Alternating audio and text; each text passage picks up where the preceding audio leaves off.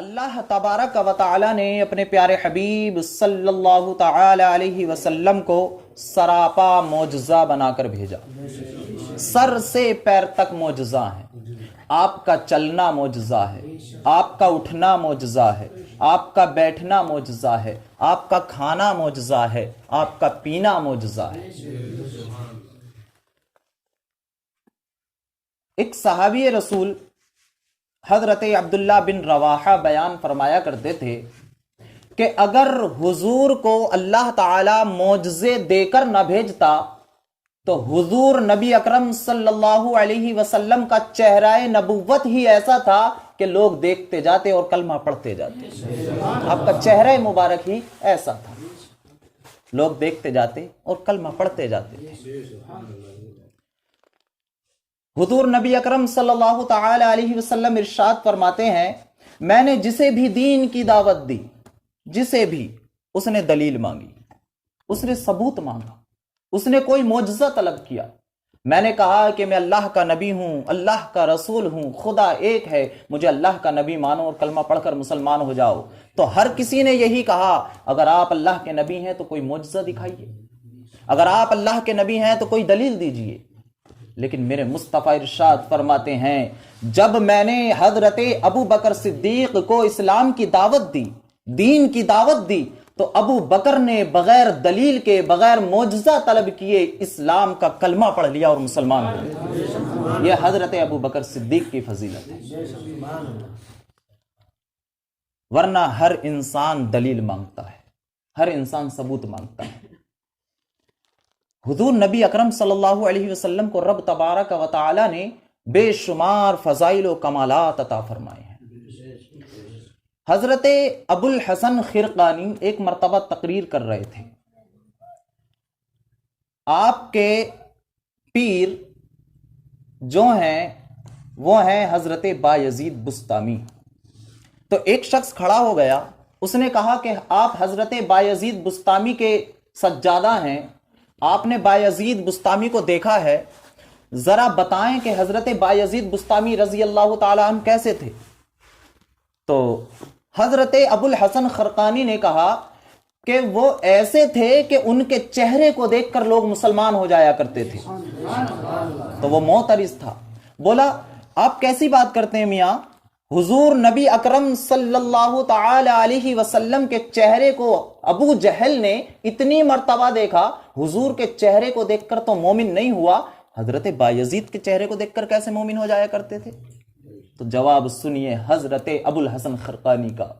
فرماتے ہیں کہ ایک شخص سن، میں قسم اٹھا کر کہتا ہوں کہ ابو جہل نے ایک مرتبہ بھی محمد الرسول اللہ کو نہیں دیکھا. اللہ اکبر. تو فوراً وہ بول اٹھا کہ آپ کیسی باتیں کرتے ہو، وہ تو حضور کے چچاؤں میں لگتا تھا، وہ تو حضور کے پاس رہتا تھا، وہ تو نکلتے آتے جاتے حضور کو دیکھتا تھا، آپ کیسے کہتے ہیں کہ اس نے حضور صلی اللہ علیہ وسلم کو نہیں دیکھا؟ تو حضرت ابو الحسن خرقانی نے کہا کہ تو اب بھی نہیں سمجھا. میں قسم اٹھا کر کہتا ہوں کہ اس نے ایک مرتبہ بھی محمد الرسول اللہ کو نہیں دیکھا. اس نے تو عبداللہ کے بیٹے محمد کو دیکھا ہے، اس نے تو عبد المطلب کے پوتے محمد کو دیکھا ہے، اس نے تو آمنہ کے بیٹے محمد کو دیکھا ہے. قسم اللہ کی اگر ابو جہل ایک مرتبہ بھی محمد الرسول اللہ کو دیکھ لیتا تو کلمہ پڑھ کر مسلمان ہو جاتا. یہ میرے نبی کی شان ہے. لیکن ادھر ابو جہل نے معجزے طلب کیے.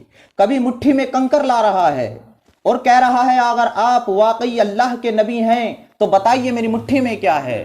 میرے مصطفیٰ ارشاد فرماتے ہیں ابو جہل میں بتاؤں تیری مٹھی میں کیا ہے، یا جو تیری مٹھی میں ہے وہ بتا دے میں کون ہوں؟ حضور نے توجہ فرمائی، کنکری بول پڑی اشہدو ان لا الہ الا اللہ محمد الرسول اللہ صلی اللہ علیہ وسلم. ابو جہل نے کہا اگر آپ نبی ہیں تو کوئی معجزہ دکھائیے. میرے مصطفیٰ نے چاند کی طرف اشارہ کیا، چاند کے 2 ٹکڑے ہو گئے، پھر چاند جڑ بھی گیا. لیکن ابو جہل تھا نا، بولا میں تو سمجھتا تھا تمہارا جادو صرف زمین والوں پر چلتا، لیکن تمہارا جادو تو آسمان والوں پر بھی چل رہا معاذ اللہ. یہ کہہ کر چلا گیا. لیکن ایک ابو بکر صدیق ہیں، میرے مصطفیٰ نے ارشاد فرمایا اے ابو بکر میں اللہ کا نبی ہوں، اللہ کا رسول ہوں، مجھے اللہ نے مبعوث فرمایا ہے، کلمہ پڑھ کر مسلمان ہو جاؤ. نہ کوئی دلیل مانگی، نہ کوئی ثبوت مانگا، نہ کوئی معجزہ دیکھا، کلمہ پڑھا اور مسلمان ہو گئے. یہ حضرت ابو بکر کی شان ہے، حضرت ابو بکر کی شان ہے. اور کیسی حضرت ابو بکر کی تابع داری ہے۔ اصل میں جو اپنا ہوتا ہے نا وہ دلیل نہیں مانگتا، ادھر سنا اور ادھر مان لیتا ہے، دلیل کی ضرورت ہی نہیں ہوتی، اپنے کو دلیل کی ضرورت ہی نہیں ہوتی۔ حضرت شیخ نجم الدین کبرا بہت بڑے اللہ کے ولی ہیں، ان کے مرید تھے حضرت امام فخر الدین رازی۔ جب آپ امام فخر الدین رازی کی موت کا نزا کا وقت قریب آیا تو شیطان آپ کے پاس آ گیا، کہنے لگا کہ تمہارا رب کون ہے؟ تو حضرت امام فخر الدین رازی نے دلیلیں دیں اللہ کے رب ہونے پر، 360 دلیلیں دیں، لیکن شیطان بھی عالم تھا نا، ساری رد کر دیں، ساری رد کر دیں، ایک دلیل بھی نہیں چلی۔ اللہ اکبر۔ آخر کار اپنے شیخ کو پکارا اور کہا یا میرے شیخ مدد کیجئے، تو فوراً حضرت شیخ نجم الدین کبرا آپ کے خواب میں آئے، آپ کے پاس آئے اور کہا دلیل دینے کی ضرورت ہے کیا اپنے رب کو ماننے کے لیے کسی دلیل کی ضرورت ہے؟ ارے یہ کہہ دے میں اپنے رب کو بغیر کسی دلیل کے مانتا ہوں۔ جب حضرت امام فخر الدین رازی نے یہ کہا تو شیطان لعین پھر چلا گیا۔ تو اپنے کو ماننے کے لیے دلیل کی ضرورت نہیں ہوتی۔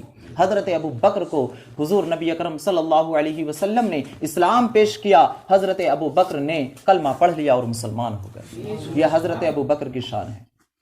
اور ایک حدیث سنیے آپ جو بخاری کے اندر بھی موجود ہے، بہت پیاری حدیث ہے۔ حضور نبی اکرم صلی اللہ علیہ وسلم نے صحابہ اکرام کو حکم دیا کہ چلو احرام باندھو، عمرہ کرنے کے لیے چلتے ہیں، مدینے سے عمرہ کرنے کے لیے۔ 1500 یا 1400 صحابہ اکرام کا لشکر تھا۔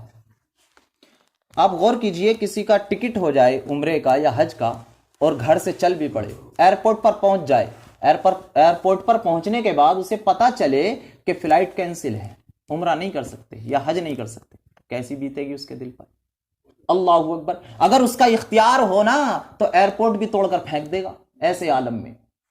حضور نبی اکرم صلی اللہ علیہ وسلم نے 1500 صحابہ اکرام کو حکم دیا کہ چلو احرام باندھو، عمرے کے لیے چلتے ہیں۔ 1500 صحابہ اکرام عمرے کے لیے نکل گئے، لیکن جب صلح حدیبیہ، جو حدیبیہ ایک کنویں کا ایک جگہ کا نام ہے، وہاں پر پہنچے تو کفار نے روک دیا، کفار مکہ نے روک دیا کہ تم اس سال عمرہ نہیں کر سکتے۔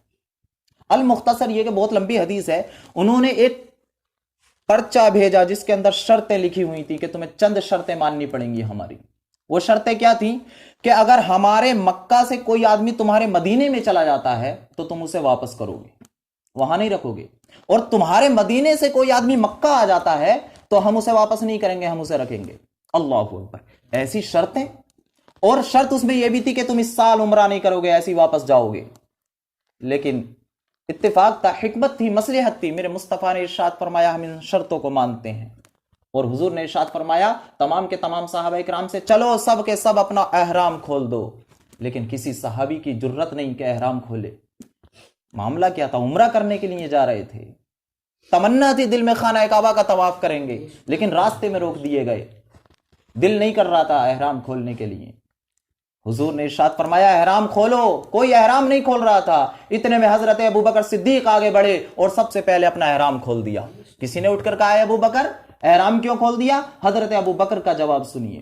حضرت صدیق اکبر فرماتے ہیں اے نادان، جانتے نہیں ہو حضور نے حکم دیا تھا احرام باندھو تو ہم نے باندھ لیا، اب حضور فرما رہے ہیں احرام کھولو تو ہم کھولیں گے۔ یہ حضور کے قول کی اتباع ہے۔ حضرت ابو بکر صدیق سب نے احرام کھول دیے۔ پھر بعد میں حضور صلی اللہ علیہ وسلم اپنے خیمے میں چلے گئے، حضرت ابو بکر صدیق اپنے خیمے میں چلے گئے، لیکن حضرت عمر کو جلال تھا، حضرت عمر کو جلال تھا۔ حضرت عمر چاہتے تھے کہ ہم ان سے جنگ کریں گے، اس طرح ہم دب کر دلیلیں نہیں مانیں گے، ان کی شرطیں نہیں مانیں گے۔ حضرت عمر فوراً حضور نبی اکرم صلی اللہ علیہ وسلم کے خیمے میں آئے اور آنے کے بعد عرض کی یا رسول اللہ کیا آپ حق پر نہیں ہیں؟ حضور نے ارشاد فرمایا بے شک حق پر ہے۔ حضرت عمر نے عرض کی یا رسول اللہ کیا ہمارا دین سچا نہیں ہے؟ حضور نے ارشاد فرمایا بے شک سچا ہے۔ حضرت عمر نے عرض کی یا رسول اللہ کیا آپ سچے نہیں ہیں؟ حضور نے ارشاد فرمایا بے شک سچے ہیں۔ تو حضرت عمر نے عرض کی یا رسول اللہ جب ہم نے غزوہ بدر میں، جنگ بدر میں 313 تھے ہم اور 1000 کو شکست دے دی، آج تو ہم 1500 ہیں، ہم ان سے ایسے دب کر شرطیں نہیں مانیں گے، ان سے جنگ کریں گے۔ حضور نے ارشاد فرمایا عمر میں محمد کبھی بھی اپنی طرف سے کچھ نہیں کہتا ہوں، وہی کہتا ہوں جو میرے رب کا حکم ہوتا ہے، وہی کہتا ہوں جو میرے رب کا حکم ہوتا ہے۔ پھر حضرت उमर ने अर्ज की, या रसूल अल्लाह, क्या आपने कल इरशाद नहीं फरमाया था कि हम उम्रा करेंगे? तो हुजूर का जवाब सुनिए। हुजूर ने इरशाद फरमाया, ए उमर, हाँ कहा तो था, लेकिन ये थोड़ा ही कहा था कि कल ही करेंगे, इसी साल करेंगे। कहा था करेंगे, अब नहीं अगले साल कर लेंगे, करेंगे जरूर। हजरत उमर फरमाते हैं, मैं वहां से ये सुनकर निकल तो आया, लेकिन मेरे दिल को इत्मीनान न हुआ। फिर मैं हजरत अबू बकर सिद्दीक के खैमे में गया। यहां देखिए जरा अबू बकर की फजीलत। हजरत अबू बकर सिद्दीक के खैमे में गया। हजरत उमर फरमाते हैं, जब मैं गया तो हजरत अबू बकर सिद्दीक बैठे हुए खजूर तनावुल फरमा रहे थे। मैंने कहा है, अब सलाम किया, अस्सलाम वालेकुम। हजरत अबू बकर सिद्दीक ने जवाब दिया। हजरत उमर फरमाते हैं, मैंने कहा है अबू बकर, इतना बड़ा मामला हो गया और तुम इत्मीनान से बैठे हुए खजूरें खा रहे हो। हजरत उमर ने अबू बकर सिद्दीक की बारगाह में कहा कि क्या हमारा मजहब सच्चा नहीं है? हजरत अबू बकर सिद्दीक ने फरमाया कि बिल्कुल बेशक सच्चा है। हजरत उमर ने कहा, क्या हमारे नबी सच्चे नहीं? हजरत अबू बकर सिद्दीक बोले कि बेशक सच्चे हैं। हजरत उमर बोले, क्या हमारा कुरान सच्चा नहीं? क्या हमारा इस्लाम सच्चा नहीं? हजरत अबू बकर ने इरशाद फरमाया, बेशक हमारा कुरान भी सच्चा है, इस्लाम भी सच्चा है। तो फिर हजरत उमर बोले, हम इनसे दबकर शर्तें क्यों माने? तो अबू बकर सिद्दीक का जवाब सुनिए। हजरत उमर फरमाते हैं, जो जवाब हुजूर ने दिया था वही जवाब सिद्दीक अकबर ने दिया, एक लफ्ज भी न ज्यादा हुआ न कम। हजरत अबू बकर सिद्दीक ने फरमाया, वो अल्लाह के नबी हैं, वो अपनी तरफ से कुछ नहीं कहते, वो वही कहते हैं जो रब चाहता है। तो हजरत उमर फरमाते हैं, फिर मैंने हजरत अबू बकर सिद्दीक की बारगाह में कहा, क्या हुजूर ने ये नहीं फरमाया था कि हम उम्रा करेंगे? तो हजरत अबू बकर सिद्दीक का भी वही जवाब था, हुजूर ने ये फरमाया था कि उम्रा करेंगे, लेकिन ये नहीं फरमाया था कि इसी साल करेंगे, अगले साल कर लेंगे। हजरत उमर फरमाते हैं, उसके बाद मैं बाहर आ गया और एक जगह बैठकर मैं सोचने लगा कि ए उमर, अभी तो तू अबू बकर के ईमान को नहीं पहुंचा है, अभी तो तू अबू बकर के ईमान को नहीं पहुंचा है। यह हजरत अबू बकर की फजीलत है, हजरत अबू बकर का मामला है। हुजूर नबी अकरम सल्लल्लाहु तआला अलैहि वसल्लम इरशाद फरमाते हैं कि अगर मैं दुनिया में किसी को खलील बनाता तो हजरत अबू बकर को बनाता, अबू बकर को बनाता। और ये वो अबू बकर हैं, जब ईमान लाए थे तो आपके पास 40,000 दिनार थे, 40,000। हजरत अबू बकर फरमाते हैं, इस्लाम कबूल करने के बाद मैंने वो सारे दिनार हुजूर नबी अकरम सल्लल्लाहु अलैहि वसल्लम पर खर्च कर दिए, इस्लाम की राह में खर्च कर दिए। और जब हमने मक्का से हिजरत की तो उस वक्त मेरे पास 4,000 या 5,000 दिनार थे, और वो भी मैंने अपने साथ ले लिए और हुजूर के ऊपर ही खर्च कर दिए। यह हजरत अबू बकर सिद्दीक हैं। ज़कात कितनी दी जाती है? 2.5%, 100 रुपए पर 2.5 रुपए, 2.5%। लेकिन आज इंसान ज़कात देने के लिए तैयार नहीं, ज़कात देने के लिए तैयार नहीं। लेकिन देखिए हजरत अबू बकर का ईमान। ग़ज़वा तबूक के मौके पर हुजूर सल्लल्लाहु तआला अलैहि वसल्लम ने इरशाद फरमाया, इस्लाम को तुम्हारे माल की जरूरत है, माल लेकर के आओ। हजरत उमर घर गए। हजरत उमर ने अपने घर का सारा माल इकट्ठा किया, सारा सामान इकट्ठा किया और उसे आधा आधा बांट लिया। आधा घर छोड़ दिया और आधा हुजूर की बारगाह में ले जाकर रख दिया। और दिल में ये सोच रहे थे कि ए उमर, आज तू नेकी में अबू बकर से आगे बढ़ जाएगा, आज बहुत माल लाया है, बहुत माल लाया है। हुजूर नबी अकरम सल्लल्लाहु अलैहि वसल्लम ने इरशाद फरमाया, ए उमर, तुमने घर क्या छोड़ा है? तो हजरत उमर अर्ज करते हैं, या रसूल अल्लाह, मैंने इतना ही माल अपने घर वालों के लिए छोड़ दिया है। लेकिन उधर हजरत अबू बकर को देखिए। हजरत अबू बकर अपने घर गए, एक चादर को बिछाया, उस चादर पर चिमटा भी रख दिया, फुकनी भी रख दी, चूल्हा भी रख दिया, गर्ज ये कि घर के सारे सामान भी उस पर रख दिए। और अपने बच्चों से कहा कि मेरे बच्चों, सिर्फ एक एक जोड़ा पहनो, बाकी सारे अपने लिबास और कपड़े भी इसमें रख दो। अब बच्चे सोचने लगे कि कपड़े भी रखवा रहे हैं, क्या होगा? इतने में हजरत अबू बकर बोले, तुम्हें तो एक जोड़ी कपड़े पहनने की इजाजत भी दे रहा हूं, मुझे देखो। फौरन अंदर गए। अंदर जाने के बाद टाट का लिबास पहना और अपने कपड़े भी उतार कर उसमें रख दिए और गठरी बांध कर सारा का सारा मुस्तफा की बारगाह में ले जाकर रख दिया। मेरे मुस्तफा ने इरशाद फरमाया, ए अबू बकर, घर क्या छोड़ा है? आपके यहां पर कोई तोहफा लेकर आए तो तोहफा देखोगे, तोहफा क्या लाए हो, या ये पूछोगे घर क्या छोड़ा है? हर कोई तोहफा देखता है, लेकिन शान सिद्दीकी देखिए। मेरे मुस्तफा इरशाद फरमाते हैं, ये नहीं पूछते अबू बकर क्या लाए हो, ये पूछते घर क्या छोड़ा है। तो हजरत अबू बकर अर्ज करते हैं, या रसूल अल्लाह, میں نے گھر اللہ اور اس کے رسول کو چھوڑا ہے، اللہ اور اس کے رسول کو چھوڑا ہے۔ حدیث شریف کے الفاظ ہیں اللہ اور اس کے رسول کو چھوڑا ہے، یہ نہیں کہ اللہ اور اس کے رسول کا نام چھوڑا ہے، اللہ اور اس کے رسول کو چھوڑا ہے۔ پھر حضور نبی اکرم صلی اللہ تعالی علیہ وسلم نے ارشاد فرمایا، اے ابو بکر تمہارے پیچھے یہ جبرائیل کھڑے ہیں، تمہارے آنے سے پہلے یہ جبرائیل آ گئے تھے، اور میں نے جبرائیل کے اوپر دیکھا ہے کہ انہوں نے بھی ٹاٹ کا لباس پہنا ہوا ہے۔ میں نے جبرائیل سے پوچھا، جبرائیل یہ لباس کیسا؟ تو حضرت جبرائیل نے عرض کی، یا رسول اللہ، آج ابو بکر صدیق نے ٹاٹ کا لباس پہنا ہے، اللہ تعالیٰ کو وہ اتنا پسند آیا ہے کہ اللہ تعالیٰ نے آسمان میں اعلان فرما دیا ہے کہ آج سب کے سب آسمان والے فرشتے ٹاٹ ہی کا لباس پہنیں گے۔ یہ حضرت ابو بکر صدیق کی فضیلت ہے۔ حضور فرماتے ہیں ابو بکر صرف اتنا ہی نہیں بلکہ اللہ تعالیٰ نے ایک پیغام بھی بھیجا ہے۔ اللہ تعالیٰ ارشاد فرماتا ہے، اے محبوب اب ابو بکر سے پوچھو کہ ابو بکر ہم سے راضی ہے یا نہیں؟ ابو بکر ہم سے راضی ہے۔ ہر کوئی چاہتا ہے اللہ کی رضا، لیکن رب تعالیٰ ابو بکر کی رضا چاہ رہا ہے۔ اللہ تعالیٰ ارشاد فرماتا ہے، محبوب ابو بکر سے پوچھو کہ ابو بکر ہم سے راضی ہے یا نہیں۔ یہی وہ جگہ ہے جس کے لیے ڈاکٹر اقبال نے کہا تھا، خودی کو کر بلند اتنا کہ ہر تقدیر سے پہلے خدا بندے سے خود پوچھے بتا تیری رضا کیا ہے۔ یہی وہ مقام ہے۔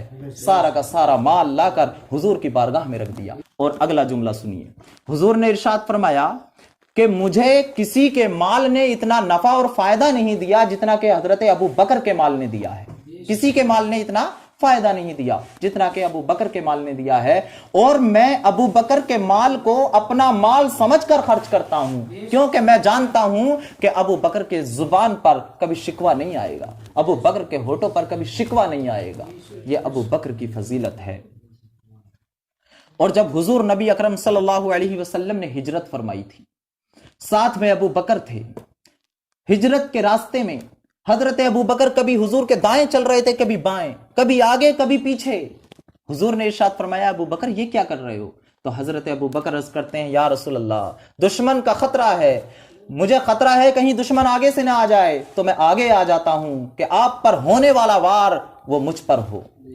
پھر مجھے خیال آتا ہے کہیں دشمن پیچھے سے نہ آ جائے، تو میں پیچھے پہنچ جاتا ہوں کہ کہیں دشمن پیچھے سے وار نہ کر دے۔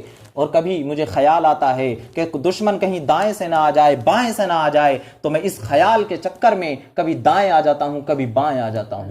آخرکار ابو بکر نے یہ فیصلہ کر لیا، حضور نبی اکرم صلی اللہ علیہ وسلم کو اپنے کاندھوں پر اٹھا لیا، اور کاندھوں پر اٹھانے کے بعد پنجوں کے بل چلنے لگے۔ اور پنجوں کے بل بھی چلنے کا عالم یہ تھا کہ اپنے پنجے کو گھما دیا کرتے تھے تاکہ دشمن کو سراغ نہ ملے، دشمن کو پتہ نہ چلے۔ اللہ اکبر! وہ غار ثور تک کا لمبا سفر حضور کو اپنے کاندھوں پر اٹھا کر ابو بکر نے کس طرح طے کیا ہوگا؟ ذرا غور کیجیے کس طرح طے کیا ہوگا۔ غار ثور کے دروازے پر جانے کے بعد حضور نبی اکرم صلی اللہ علیہ وسلم کو اپنے کاندھے سے اتارتے ہیں اور عرض کرتے ہیں، یا رسول اللہ اب آپ یہیں پر ٹھہریے، میں غار کے اندر جا کر اسے صاف کیے دیتا ہوں۔ حضرت ابو بکر اندر جاتے ہیں، جانے کے بعد غار کو اچھی طرح صاف کرتے ہیں۔ اس غار کے اندر 70 سوراخ ایک سانپ نے بنا رکھے تھے، 70 سوراخ ایک سانپ نے بنا رکھے تھے۔ اور یہ سانپ کون تھا؟ یہ 600 سال سے سانپ اس غار کے اندر انتظار کر رہا تھا۔ حضرت عیسیٰ کے زمانے میں حضرت عیسیٰ علیہ السلام انجیل پڑھ رہے تھے، انجیل میں میرے مصطفیٰ کا نام آیا، سانپ نے سنا تو سانپ عرض کرتا ہے، اللہ کے نبی یہ محمد صلی اللہ علیہ وسلم کون ہیں؟ تو حضرت عیسیٰ نے بتایا تھا کہ یہ آخری نبی ہوں گے، میرے بعد یہی نبی آئیں گے۔ سانپ نے عرض کی، اے عیسیٰ علیہ السلام یہ کہاں ہوں گے؟ کہا مکہ میں ہوں گے۔ تبھی سے یہ سانپ مکہ میں آنے کے بعد غار ثور میں آ کر 70 سوراخ کر کر بیٹھ گیا تھا۔ عاشق رسول تھا، رسول کا دیدار کرنا چاہتا تھا، 600 سال سے مصطفیٰ کے انتظار میں بیٹھا رہا۔ کیسی محبت تھی، کیسا لگاؤ تھا۔ آج ہم اور آپ ہیں کہ 1-2 گھنٹہ بھی ذکر خدا میں مصطفیٰ کی محبت میں بیٹھنا گوارا نہیں کرتے۔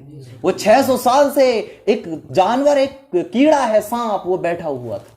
اللہ اکبر! 70 سوراخ کیے تھے کہ کوئی ایک بند کر دے گا، 2 بند کر دے گا، 70 سوراخ ہیں، کسی میں سے تو دیکھ ہی لوں گا۔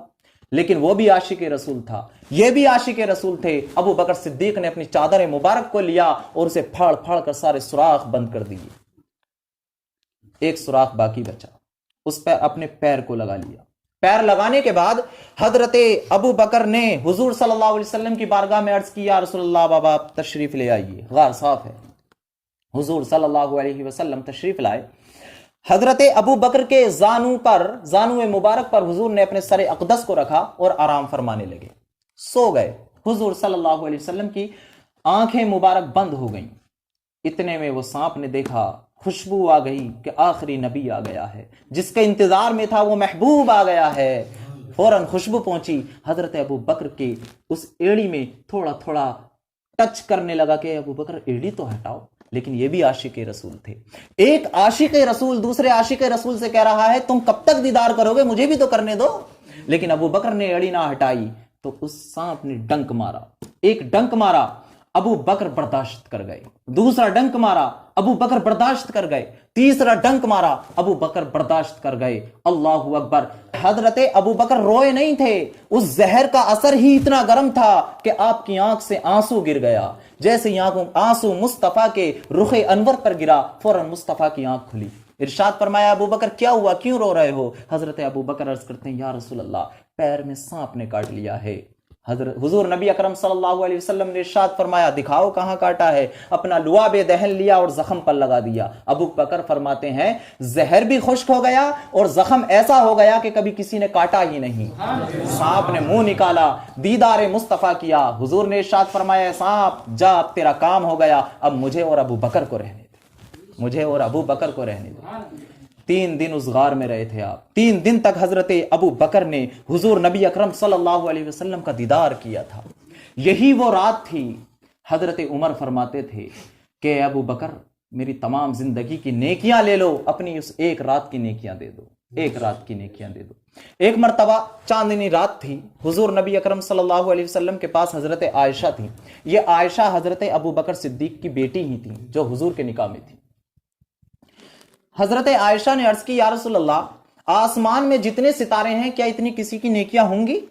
دل میں خیال یہ تھا وہ میرے والد ابو بکر ہوں گے، سوچ نہیں تھی وہ میرے والد ابو بکر ہی ہوں گے، لیکن حضور نے ارشاد فرمایا ہاں عائشہ اتنی نیکیاں ہیں۔ عرض کی کس کی؟ حضور نے ارشاد فرمایا اتنی نیکیاں حضرت عمر کی ہیں۔ جب حضرت عمر کا نام سنا تو دل مرجھا گیا، چہرہ مرجھا گیا، کیونکہ تمنا ٹوٹ گئی۔ تمنا تو یہ تھی میرے والد کا نام لیا جائے گا۔ حضور نے دیکھا کہ حضرت عائشہ اداس ہیں، ارشاد فرمایا عائشہ کیا ہوا؟ حضرت عائشہ عرض کرتی ہیں یا رسول اللہ میں سوچتی تھی شاید میرے والد کا نام لیا جائے گا۔ تو حضور مسکرائے، ارشاد فرمایا اے عائشہ حضرت عمر کی تمام زندگی کی نیکیاں اور تمہارے والد کی صرف ایک نیکی برابر ہے، ایک نیکی برابر ہے۔ یہ حضرت ابو بکر صدیق کی فضیلت ہے، حضرت ابو بکر صدیق کا مقام ہے۔ ایک مرتبہ حضرت علی کرم اللہ وجہہ الکریم بیٹھے ہوئے تھے، حضرت علی صدیق اکبر آ گئے، حضرت علی رضی اللہ تعالی عنہ کو دیکھ کر صدیق اکبر مسکرانے لگے۔ حضرت علی نے عرض کی اے ابو بکر اے امیر المؤمنین کیا ہوا، کیوں مسکرا رہے ہو؟ تو حضرت ابو بکر فرماتے ہیں کہ اے علی مجھے حضور کی ایک بات یاد آ گئی۔ حضرت علی عرض کرتے ہیں کیا؟ حضرت ابو بکر فرماتے ہیں حضور نے ارشاد فرمایا تھا کہ علی کا وہ مقام ہے کہ حضرت علی جنت میں جانے والے تمام لوگوں کو ٹکٹیں دیں گے، جنت کی ٹکٹ، جنت کی ٹکٹ۔ تو حضرت علی پھر مسکرا پڑے اور کہا اے ابو بکر صدیق رضی اللہ تعالیٰ عنہ، اے امیر المؤمنین شاید کہ حضور نے تمہیں پوری بات نہیں بتائی۔ حضور نے یہ تو بے شک فرمایا ہے کہ علی جنت کی ٹکٹیں بانٹیں گے، لیکن آگے حضور نے یہ بھی ارشاد فرمایا ہے کہ اے علی جنت کی ٹکٹ اسے ہی دینا جو ابو بکر سے محبت کرتا ہو، جنت کی ٹکٹ اسے ہی دینا جو ابو بکر کا محبوب ہو، جنت کی ٹکٹ اسے ہی دینا جو ابو بکر کا پیارا ہو۔ یہ ہے صدیق اکبر کا مقام۔ جنگ بدر میں، غزوہ بدر میں حضور صلی اللہ علیہ وسلم کے لیے ایک چھپر بنایا گیا، چھت بنائی گئی تاکہ اس کے نیچے حضور رہیں، لیکن چونکہ چاروں طرف سے دشمن کا خطرہ تھا تو اب خطرہ یہ تھا کہ حضور کے ساتھ رہے گا کون؟ اگر دشمن نے حملہ کر دیا تو سب کے سب پیچھے ہٹ گئے، کوئی بھی حضور صلی اللہ علیہ وسلم کے ساتھ رہنے کے لیے تیار نہ ہوا۔ اب یہاں یہ نہ سوچیں کہ کوئی حضور صلی اللہ علیہ وسلم کی حفاظت کرنا نہیں چاہتا تھا، بلکہ معاملہ یہ تھا کوئی حضور کی حفاظت کے لیے کھڑا ہو گیا اور دشمن آیا اور آنے کے بعد اس کو مار دیا اور پھر حضور تک پہنچ گیا تو یہ افسوس رہ جائے گا، بلکہ ایسا آدمی کھڑا ہو جو حضور تک کسی دشمن کو جانے ہی نہ دے۔ سب کے سب ٹھہر گئے کہ اس چھت کے نیچے، اس عریش کے نیچے، اس چھپر کے نیچے حضور کی حفاظت کے لیے رہے گا کون؟ سب کے قدم ٹھہر گئے، کوئی آگے نہ بڑھا۔ اتنے میں ابو بکر آئے اور آنے کے بعد کہا کیا بات چل رہی ہے؟ لوگوں نے بتایا کہ جو حضور کے لیے چھپر بنایا گیا ہے، جو عریش بنایا گیا ہے، جو چھت بنائی گئی ہے، فکر یہ ہے اس کے نیچے آپ حضور کی حفاظت کے لیے رہے گا کون؟ تو حضرت ابو بکر فرماتے ہیں اس میں گھبرانے والی کیا بات ہے، میں نے پہلے ہی حضور سے بات کر رکھی ہے، میں رہوں گا حضور کے ساتھ۔ تو ایک شخص بولے کہ ابو بکر کیا اکیلے رہو گے؟ ساتھ کون رہے گا تمہارے؟ تو حضرت ابو بکر بولے ساتھ کوئی نہیں رہے گا، تنہا میں رہوں گا۔ آج تک کسی ماں نے ایسا لال جنا ہی نہیں جو ابو بکر کو پچھاڑ کر حضور تک جا سکے۔ یہ ابو بکر کا مقام ہے۔